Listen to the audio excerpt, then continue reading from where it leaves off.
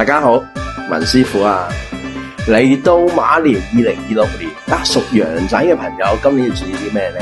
首先恭喜你啦！今年屬羊嘅朋友咧，我叫合太歲啊，太歲爺咧俾咗好多好嘢俾你，人啦、事啦、機遇啦，你都會機遇處處嘅。但係贈你4個字，見好即收。某程度上咧，你雖然機遇處處啫，但係咧凶星你都不少喎。先講咗好嘢先啦，你有太陽呢粒吉星，太陽光照萬象啊嘛，男性貴人星咧彰顯咗出嚟，所以你發現咧今年你唔覺意識啲男性嘅朋友咧，或者好多公事上嘅夥伴咧，對你個助力都幾好喎。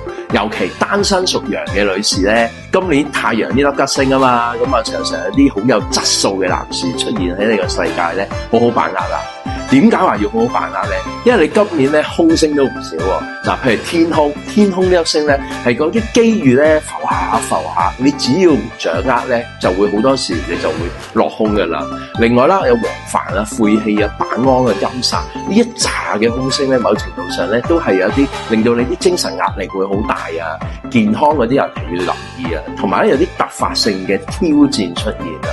陰煞直頭咧，暗中咧有啲小人從中作梗啊，咁呢樣要特別留意咯。咁另外有板安呢粒星啦，某程度上咧去旅行啊，或者有陣時做啲從事高風險嘅活動咧，要別小心動中受損咯。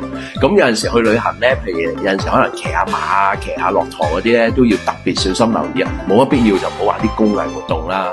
咁另外啦，屬羊咧今年始終都係合太歲啦，亦都有太陽呢粒吉星啦。從事正職嘅朋友咧，恭喜你啦！今年咧容易升職加薪嘅。但係咧，如果譬如假設啦，你係從事一啲自由工作啊，或者做生意嘅朋友咧，今年使費會大咗嘅，就適宜咧守一守先。咁啊，另外啦，屬羊嘅朋友始終都係合太歲啊嘛，咁即係貴人運強啦。咁好多時咧鼓勵屬羊嘅朋友咧做多啲人哋嘅貴人，咁你某程度上咧，你就可以訓練到你個貴人彰顯咗出嚟。你幫人時，人幫你，咁今年個運程就會唔錯嘅。咁啊，最終啦，健康嗰方面咧，因為始終都有陰煞呢啲潛藏嘅危機咧，鼓勵屬羊嘅朋友咧，真係做下 body check 啦。咁捐血救人咧，其實係一個好好嘅化解方法咯。同埋屬羊嘅朋友咧，係12生肖之中最孝順嘅。冇乜必要咧，咪得閒翻屋企飲下阿媽嘅靚湯啊，探下啲老人家啊，去下啲老人院做下義工咧，亦都係你開運法門之一㗎。